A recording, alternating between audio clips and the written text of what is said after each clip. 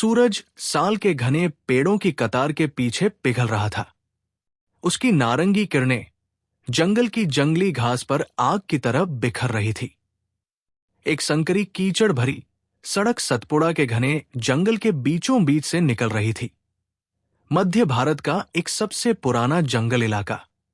झींगुरों ने अपनी शाम की धुन शुरू कर दी थी और हवा में मिट्टी की सौंधी खुशबू के साथ कुछ अजीब, कुछ बहुत पुराना एहसास घुला था। एक पुरानी नीली जीप में 4 कॉलेज के दोस्त सफर कर रहे थे। आरव, मेघा, ऋषि और कबीर। वे भोपाल यूनिवर्सिटी के छात्र थे। मानव विज्ञान, एंथ्रोपोलॉजी पढ़ते थे और एक दूर दराज के आदिवासी गांव कोंडा जा रहे थे, जहां भुला दिया गया देवगढ़ मंदिर स्थित था। भाई, क्या पक्का ये सड़क कही जाती भी है? कबीर ने झटका खाते हुए पूछा जब जीप किसी पत्थर से टकराई। आरव हंसा। गूगल मैप्स तो यही कह रहा है, और वैसे भी ये एडवेंचर है। हम टूरिस्ट नहीं हैं, एक्सप्लोरर हैं। ऋषि ने हंसते हुए कहा, एक्सप्लोरर जो मच्छर भगाने की क्रीम तक नहीं लाए। मेघा मुस्कुराई। हम उस जगह जा रहे हैं जहां गोंड जनजाति का मानना है कि 1000 साल पहले एक पुजारी ने जंगल की आत्मा को मंदिर में कैद करने की कोशिश की थी। कबीर ने सीटी बजाई। मतलब भूत? भूत नहीं, मेघा ने धीरे से कहा, कुछ उससे भी पुराना, जो आज भी इन पेड़ों में सांस लेता है। जीप में कुछ पल के लिए सन्नाटा छा गया। केवल जंगल की फुसफुसाहट सुनाई दे रही थी, पत्तों की सरसराहट और दूर किसी पक्षी की आवाज। वे गांव कोंडा पहुंचे जब सूरज डूब ही रहा था। छोटा सा गांव, मिट्टी के घरों और फूस की छतों वाला, चारों ओर बरगद के घने पेड़ों से घिरा हुआ। औरतें चूल्हों पर खाना बना रही थी। धुएं की हल्की परत हवा में तैर रही थी। जब उनकी जीप रुकी तो कई जोड़ी आंखें दरवाजों से झांकने लगी, गहरी, चमकती लेकिन सतर्क। एक बूढ़ा आदमी उनकी ओर बढ़ा, चेहरा झुर्रियों से भरा, आंखें जैसे जंगल की गहराई से निकली हों। कौन हो तुम लोग? उसने धीमी आवाज में पूछा। आरव ने आदर से कहा, नमस्ते दादाजी, हम भोपाल यूनिवर्सिटी से हैं। देवगढ़ के पुराने खंडहरों का अध्ययन करने आए हैं। देवगढ़, बूढ़े ने बुदबुदाया, वो जगह तुम्हारे लिए नहीं है। मेघा बोली, हम बस अध्ययन करेंगे, कुछ नुकसान नहीं करेंगे। बूढ़े ने सिर हिलाया, तुम नहीं समझते, जंगल वो सब याद रखता है जो उसने वहां देखा था। मंदिर को छेड़ना अच्छा नहीं। वो पूरब की ओर इशारा करते हुए बोला, जब हवा उस दिशा से चले तब बाहर मत निकलना। वो तुम्हारा नाम पुकारेगी। अगर तुम जवाब दोगे तो वो तुम्हें ढूंढ लेगी। चारों दोस्त एक दूसरे को देखने लगे। कबीर ने माहौल हल्का करने की कोशिश की। अंकल, हम ठीक रहेंगे। हम शहर के बच्चे हैं, डरते नहीं। बूढ़े ने मुस्कुराया भी नहीं। ऐसा ही पिछले 4 लड़के भी बोले थे। ऋषि चौंका। कौन से लड़के? बूढ़े ने कहा, 3 साल पहले नागपुर यूनिवर्सिटी से 4 लड़के आए थे, डॉक्यूमेंट्री बनाने। कभी लौटे नहीं। उस रात वे गांव के किनारे एक छोटी झोपड़ी में ठहरे। आधा चांद बादलों में छिपा था। जंगल अंधेरे में सांस ले रहा था। अंदर कबीर गिटार बजा रहा था। ऋषि कैमरा फुटेज देख रहा था। आरव पुराने दस्तावेज पढ़ रहा था और मेघा उसे ध्यान से देख रही थी। आरव ने पढ़ते हुए कहा, यहां लिखा है कि देवगढ़ मंदिर काल भैरव का था, 8वीं सदी का। पुजारी पर जंगल के देवता का साया था। जब वो मरा तो गांव वालों ने मंदिर सील कर दिया, क्योंकि उसकी आत्मा नहीं मरी थी। मेघा ने धीरे से कहा, लेकिन फुसफुसाहटें आज भी नहीं रुकी। कौन सी फुसफुसाहटें? आरव ने पूछा। यहां लिखा है, जब चांद लाल होता है तो जंगल से मंत्रोच्चारण की आवाजें आती है। ऋषि हंसने की कोशिश करता है। अगर कल कोई मंत्र सुना तो मैं सीधा भोपाल भाग जाऊंगा। कबीर बोला, और अपना कैमरा छोड़ जाएगा? कभी नहीं, ऋषि बोला, कैमरा सीने से लगाकर। तभी बाहर से हवा का तेज झोंका आया। झोपड़ी हिलने लगी, लालटेन टिमटिमाई। आरव ने सिर उठाया। हवा पूरब से चल रही है। मेघा फुसफुसाई। बूढ़े ने कहा था, पूरब की हवा में बाहर मत जाना। कबीर खड़ा हुआ, नकली हिम्मत दिखाते हुए। अरे बस हवा है। उसने दरवाजा खोला और हवा रुक गई। पूरी खामोशी। फिर आई वो आवाज, धीमी, बहुत धीमी, जैसे दर्जनों लोग एक साथ कुछ फुसफुसा रहे हों। आरव, आओ। मेघा की आंखें फैल गई। तुमने सुना? ऋषि बोला, नहीं, बस हवा है, बस हवा। आरव दरवाजे के पास गया। जंगल चांदनी में झिलमिला रहा था। धुंध पेड़ों के बीच घूम रही थी। कुछ परछाइयां हिलती दिखी, लंबी, पतली, इंसानी शक्ल की। उसने झट से दरवाजा बंद किया और कुंडी लगा दी। उस रात कोई नहीं सोया। सुबह जब सूरज उगा, फुसफुसाहटें खत्म हो चुकी थी। पर कुछ बदल गया था। गांव वाले अब उनकी तरफ देखते तक नहीं थे। बूढ़ा आदमी भी गायब था, जैसे वो कभी था ही नहीं। फिर भी आरव ने कहा, हम यहां तक आ गए हैं, अब पीछे नहीं हट सकते। अगर सच में कुछ है तो हमें दस्तावेज करना चाहिए। अनिच्छा से बाकी तीनों ने भी हाँ कहा। मेघा ने भगवान हनुमान की छोटी मूर्ति अपने बैग में रखी और वे जंगल की ओर निकल पड़े। जैसे जैसे वे अंदर बढ़े, जंगल और गहरा और शांत होता गया। कोई चिड़िया नहीं, कोई हवा नहीं, बस उनके कदमों की आवाज और कहीं दूर टपकता पानी। घंटे भर बाद उन्हें दिखा एक पत्थर का विशाल तोरण द्वार, जड़ों और बेलों से आधा दबा हुआ। उसके पार नीचे जाती सीढ़ियां थी, जो एक धंसे हुए मैदान में उतरती थी, जहां देवगढ़ मंदिर के खंडहर सोए हुए थे। दीवारों पर उभरी मूर्तियां, इंसानों के मुड़े हुए चेहरे, हाथ आकाश की ओर फैले, जीभें बाहर निकली हुई। अंदर का मुख्य देवता टूटा हुआ था, सिर गायब। मेघा ने कांपती आवाज में कहा, ऐसा लगता है जैसे किसी ने खुद भगवान को मिटाने की कोशिश की हो। कबीर फोटो लेते हुए बोला, या शायद भगवान ने उन्हें मिटा दिया। आरव एक मूर्ति के पास गया, जहां एक पुजारी की आकृति थी। चारों ओर काला धुआं उभरता हुआ। नीचे देवनागरी में लिखा था, जो उसकी पुकार सुनेगा वही उसका आहार बनेगा। ऋषि कैमरा ऑन करता है। भाई, ये तो सच में डरावना है।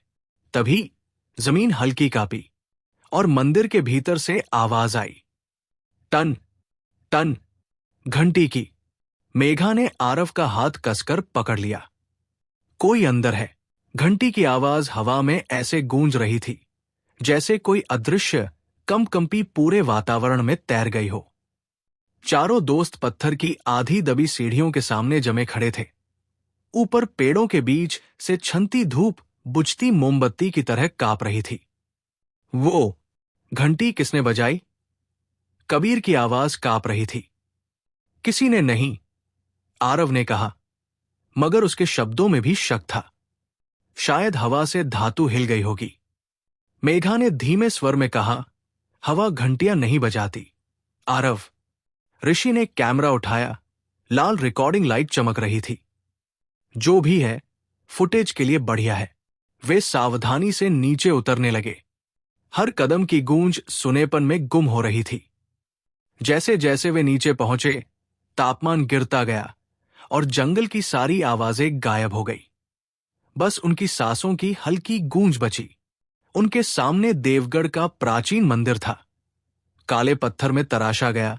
उसका द्वार एक अंधेरी, खुली हुई खाई जैसा। खंभों पर आधे इंसान और आधे जानवर जैसे रक्षक उकेरे गए थे। एक की आंखें फोड़ी गई थी, दूसरे का सिर गायब था। आरव बोला, लगता है ये किसी रस्म या श्राप के समय तोड़ा गया होगा। मेघा झुकी और मंदिर के प्रवेश द्वार के पास जली राख को देखने लगी। यहां हाल ही में किसी ने आग जलाई थी। कबीर ने कहा, शायद गांव वाले चढ़ावा चढ़ाने आते होंगे, लेकिन राख में छोटे सफेद टुकड़े थे, हड्डियों जैसे। आरव ने टॉर्च ऑन की। रोशनी अंधेरे को चीरती हुई आगे बढ़ी। हवा में अगरबत्ती, सीलन और लोहे जैसी गंध थी, जैसे खून की। साथ रहना, आरव ने कहा, और वे भीतर चले गए। अंदर की खामोशी जीवित लग रही थी। हर कदम की आवाज अजीब ढंग से गूंज रही थी, जैसे मंदिर सदियों से किसी इंसानी आवाज का इंतजार कर रहा हो। ऋषि हर चीज रिकॉर्ड कर रहा था। टूटी दीवारें, फीकी पेंटिंग्स, वो उभरी आंखें जो जैसे उनका पीछा कर रही थी। कैमरे की लेंस में उड़ती धूल भूतिया धुएं जैसी लग रही थी। मेघा ने दीवार पर बने चित्र को छुआ। उसमें एक पुजारी को दिखाया गया था जो आग के सामने खड़ा था और गांव वाले डर से झुके हुए थे। ये वही पुजारी होगा, उसने कहा, जिसने आत्मा को बांधने की कोशिश की थी। कबीर ने हंसकर कहा, और साफ तौर पर नाकाम रहा। शायद नहीं, आरव बोला। शायद कुछ वक्त के लिए वो कामयाब हुआ। थोड़ा आगे बढ़ते ही वे एक गोल कमरे में पहुंचे। बीच में टूटा हुआ पत्थर का वेदी स्थान, ऑल्टर, था। उसके ऊपर एक पुरानी तांबे की घंटी रखी थी। ऋषि ने कैमरा जूम किया। ये वही घंटी है, और ये अब भी कांप रही है। घंटी हल्के हल्के थरथरा रही थी, बिना किसी के छुए। मेधा ने कांपती आवाज में कहा, आरव, नीचे क्या लिखा है? वेदी के नीचे संस्कृत में शब्द खुदे थे। वो जो नाम से पुकारा जाए वही जागेगा। फुसफुसाने वाला ध्वनि के नीचे सोता है। आरव ने धीरे धीरे उसे पढ़ा। अचानक चारों ओर की हवा भारी हो गई। टॉर्च की रोशनी झिलमिलाई। घंटी फिर बजी, तेज, तीखी, जिंदा। Ton ton. ऋषि का कैमरा झटके खाने लगा। स्क्रीन पर स्टैटिक भरा शोर। एक पल के लिए उसने कैमरे की लेंस में एक चेहरा देखा। सफेद, बिना आंखों वाला, मुंह खुला, जैसे बिना आवाज के चीख रहा हो। वो कैमरा गिरा बैठा। कुछ है यहां। कमरे में एक लंबी सांस जैसी आवाज गूंजी। मेघा ने अपने कान ढक लिए। वो फिर फुसफुसा रहा है। वेदी के पार अंधेरे से एक धीमी परतदार गूंज आई, दर्जनों आवाजों में। जाओ, जाओ, इससे पहले कि वो सुन ले। कबीर चिल्लाया, चलो यहां से। आरव, काफी फुटेज हो गया। लेकिन आरव नहीं हिला।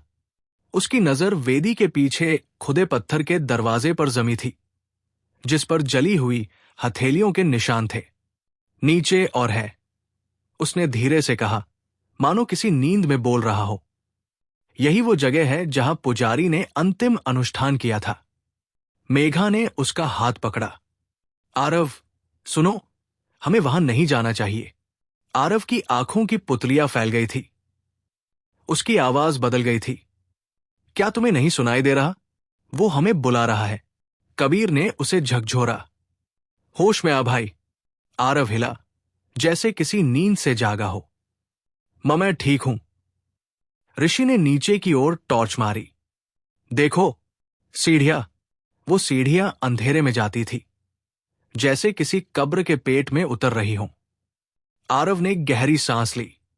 अब रुक नहीं सकते। मेघा ने कुछ कहना चाहा, मगर बाकी तीनों आगे बढ़ चुके थे। हर कदम पर हवा ठंडी होती गई और टॉर्च की रोशनी कमजोर। सीढ़ियां एक विशाल भूमिगत कक्ष में खुली। दीवारों पर पुरानी चित्रकथाएं थी। लोग किसी काले धुएं के आगे झुके हुए, वही पुजारी घंटी पकड़े, और चारों ओर लाल रंग के चिन्ह। कमरे के अंत में एक विशाल मूर्ति थी, इंसानी आकार, मगर उसका चेहरा मिटा हुआ, और छाती के बीच गहरी दरार, जैसे किसी बिजली ने उसे फाड़ दिया हो। मेघा ने फुसफुसाया, यही फुसफुसाने वाला होगा। जैसे जैसे वे पास गए, दीवारों पर बर्फ जमने लगी। गर्म जंगल में ठंडक की ये लहर अस्वाभाविक थी। कबीर बोला, मेरे हाथ सुन्न हो रहे हैं। ऋषि ने कैमरा उठाया। ये फुटेज कमाल का है, पर जब उसने लेंस में देखा, उसका चेहरा जम गया। आरव के पीछे कुछ हिल रहा था, एक धुंधली सफेद आकृति, जैसे धुआं किसी आकार में बदल रहा हो। पीछे देख, ऋषि चीखा। आरव पलटा, कुछ नहीं था।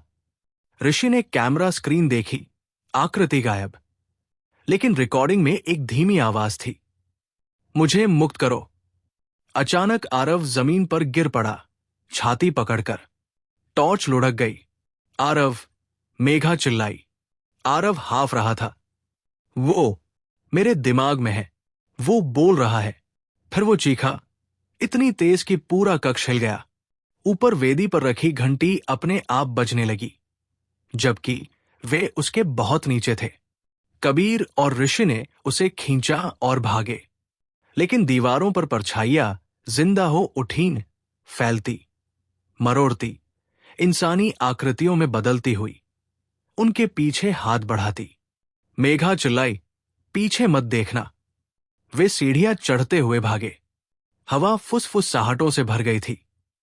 रुको, रुको।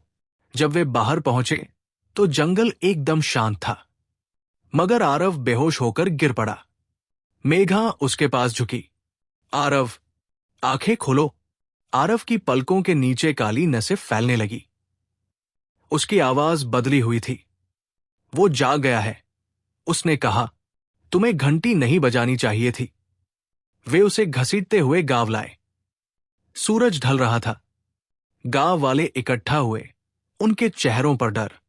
भीड़ के किनारे वही बूढ़ा आदमी खड़ा था, जो पहले दिन उन्हें मिला था। उसने आरव को देखा और बोला, फुसफुसाने वाले को अब आवाज मिल गई है। मेघा रोते हुए बोली, दादाजी, कृपया इसे बचाइए। बूढ़े ने गहरी सांस ली। एक ही तरीका है, चांद पूरा होने से पहले आत्मा को फिर से मौन में भेजना होगा। ऋषि ने पूछा, कैसे? बूढ़ा बोला, मंदिर में लौटो, अकेले जाओ, घंटी लेकर जाओ और उसे 3 बार बजाकर पुजारी का नाम लो।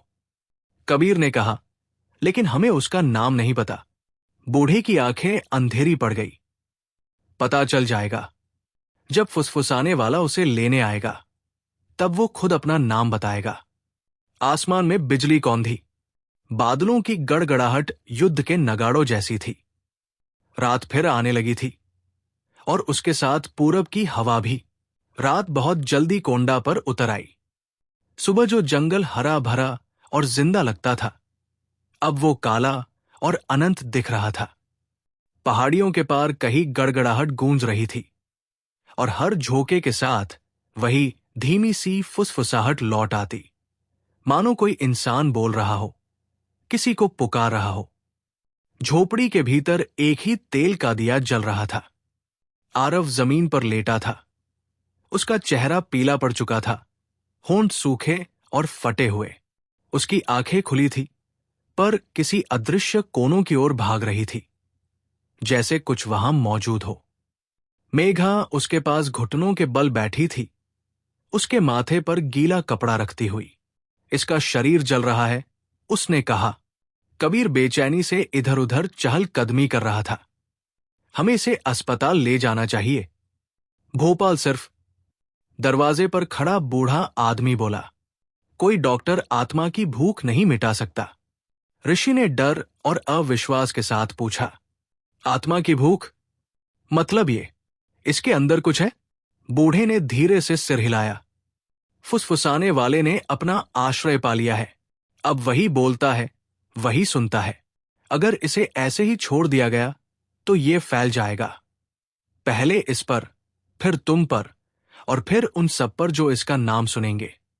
एक तेज हवा का झोंका आया। दरवाजा जोर से बंद हो गया। दिया कांपने लगा। अचानक आरव उठ बैठा।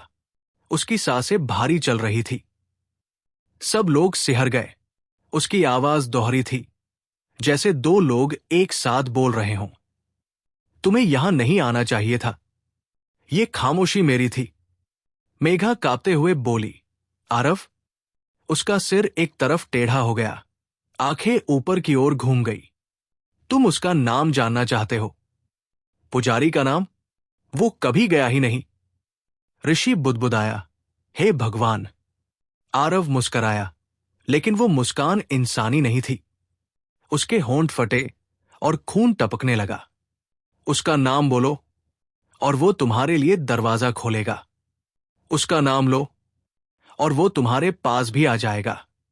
फिर वो जमीन पर गिर पड़ा, हाफते हुए। बूढ़ा आगे आया। उसने मिट्टी के प्याले से राख निकाली और आरव के चारों ओर छिड़क दी। दिया जलता रहना चाहिए, उसने कहा। अगर वो फिर बोले, जवाब मत देना। और आधी रात से पहले तुम में से किसी एक को मंदिर लौटना होगा। कबीर ने हक्का बक्का होकर पूछा, एक अकेला जाएगा? बूढ़ा बोला, फुसफुसाने वाला कई आवाजों से पोषण लेता है, एक ही आवाज उसे बांध सकती है। कई घंटे बीत गए। बारिश शुरू हो चुकी थी, हल्की लेकिन लगातार। ठंड और सन्नाटा छा गया। ऋषि अपने कैमरे की सफाई कर रहा था और मंदिर का फुटेज देख रहा था। स्क्रीन पर एक झिलमिलाहट हुई और उसने जो देखा उसका खून जम गया। एक फ्रेम में ठीक उस पल जब आरव ने चीख मारी थी। उसके पीछे दीवार पर एक छाया खिंच गई थी। लंबी, असामान्य, बहुत पतली बाहें और झुका हुआ सिर। जैसे ही कैमरा जूम हुआ, वो आकृति मुड़ी और सीधे लेंस में देखी। ऋषि ने घबराकर लैपटॉप बंद कर दिया। कबीर ने पूछा, क्या देखा तूने? ऋषि बस इतना बोला उसने, मुझे देखा। मेघा आरव के पास बैठी थी। वो बड़बड़ा रहा था, धीरे धीरे पर साफ शब्दों में। वो संस्कृत थी। कालनिधिर, अघोरा, भैरव।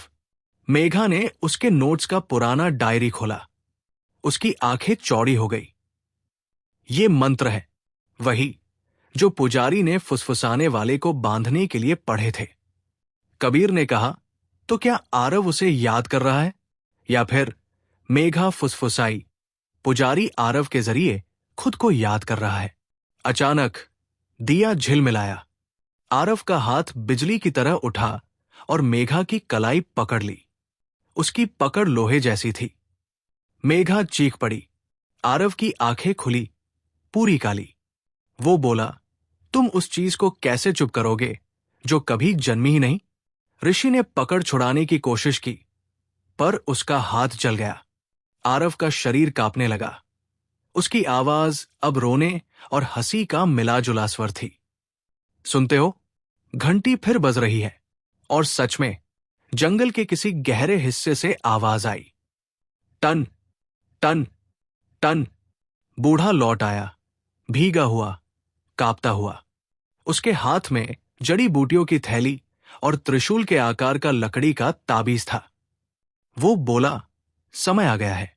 तुम में से किसी एक को वो घंटी लेकर मंदिर वापस जाना होगा। फुसफुसाने वाले का नाम लेना होगा, तभी वो फिर मौन में लौटेगा। नाम वही जानता है और वही बताएगा। मेघा खड़ी हुई, मैं जाऊंगी। कबीर ने उसका कंधा पकड़ लिया। नहीं, तू नहीं जा सकती, मेघा ने दृढ़ स्वर में कहा। उसने मुझे नाम से पुकारा था। शायद इसलिए उसने आरव को चुना। अगर मैं नहीं गई तो हम सब उसी तरह मरेंगे, जैसे नागपुर वाले छात्र। बूढ़े ने लाल कपड़े में लिपटी तांबे की घंटी उसे दी। मंदिर में पहुंचकर इसे 3 बार बजाना, और जैसे ही नाम सुने बिना डरे बोल देना। रुकना मत, चाहे कुछ भी हो जाए। ऋषि ने पूछा, अगर वो रुक गई तो? बूढ़े का चेहरा बुझा हुआ था। तो जंगल में 4 नई फुसफुसाहटें गूंजेंगी। बारिश थम चुकी थी। धुंध जंगल पर छा गई थी। मेघा के कदमों की आवाज, पत्तों की चरमराहट और उसकी अपनी सांसें, बस यही सुनाई दे रहा था। वो उसी पगडंडी पर चली, पर अब वो रास्ता किसी अजनबी की तरह लग रहा था। तंग, अंधकार से लिपटा, जैसे सांस ले रहा हो। पीछे से किसी के कदमों की आवाज आई। वो मुड़ी, कोई नहीं था। ऋषि, कबीर, उसने पुकारा। कोई जवाब नहीं। आखिरकार मंदिर का काला पत्थर फिर दिखाई दिया। वही विशाल दरवाजा, वही शिलालेख, वही सन्नाटा। वो अंदर गई। हवा और ठंडी थी, गीले पत्थर और सड़ांध की गंध से भरी। उसकी टॉर्च झिलमिलाई और दीवारों पर उसने आकृतियां देखी, जो हिलती डुलती थी, चेहरे बनती हुई। वो कांपते हुए आगे बढ़ी, उस वेदी की ओर। घंटी वहां नहीं थी। उसने अपनी तांबे की घंटी निकाली और वेदी पर रख दी। तभी पीछे से आवाज आई, मेघा। वो सख्त हो गई। वो आवाज आरव की थी, बहुत पास। आरव, उसने धीरे से कहा। अंधेरे से वो बाहर आया, या शायद कुछ और जो उसके जैसा दिख रहा था। उसके कपड़े फटे थे, त्वचा राख जैसी, आंखें लाल चमकती हुई। मुझे क्यों छोड़ दिया? उसने पूछा कांपती आवाज में। मेधा की आंखें भर आई। तुम वो नहीं हो। वो मुस्कराया। नाम चाहिए तुम्हें, है ना? वो घंटी उठाकर बोली, बताओ। वो धीरे से बोला, मेरे साथ दोहराओ। कालभृत। ये शब्द हवा को मोड़ गए। दीवारें करहाने लगी। यही तुम्हारा नाम है? मेघा चिल्लाई। वो आकृति और पास आई। जोर से बोलो, ताकि वो सुन सके। तभी मेघा समझ गई। वो आत्मा उसे छल रही थी। वो चाहती थी कि मेघा उसका नाम पुकारे, ताकि वो पूरी तरह मुक्त हो सके। पर देर हो चुकी थी। छायाएं दीवारों से उठीं, जीवित, विकृत। मेघा ने कांपते हाथों से घंटी उठाई और पूरी ताकत से 3 बार बजाई। कालभृत, अपनी खामोशी में लौट जा। मंदिर कांप उठा। हवा चीख उठी। वेदी फट गई और उसमें से काली धुंध उठी, चीखती हुई ऊपर को भागी। मेघा जमीन पर गिर पड़ी। घंटी उसके हाथ से छूट गई। एक पल को सब कुछ सफेद था, रोशनी से भरा। फिर सब शांत। जब उसने आंखें खोली, सुबह हो चुकी थी। वो मंदिर के बाहर पड़ी थी, धूल और राख से लिपटी। जंगल शांत था। सब कुछ सामान्य लग रहा था। उसने धीरे से उठकर घंटी उठाई। अब वो पूरी तरह शांत थी। दूर उसने 2 आकृतियां देखीं, कबीर और ऋषि उसकी ओर दौड़ते हुए। वो रो पड़ी राहत से। तू जिंदा है, कबीर बोला। मेघा मुस्कराई, थकी हुई। सब खत्म हो गया शायद। पर ऋषि का चेहरा सफेद पड़ गया। नहीं मेघा, खत्म नहीं हुआ।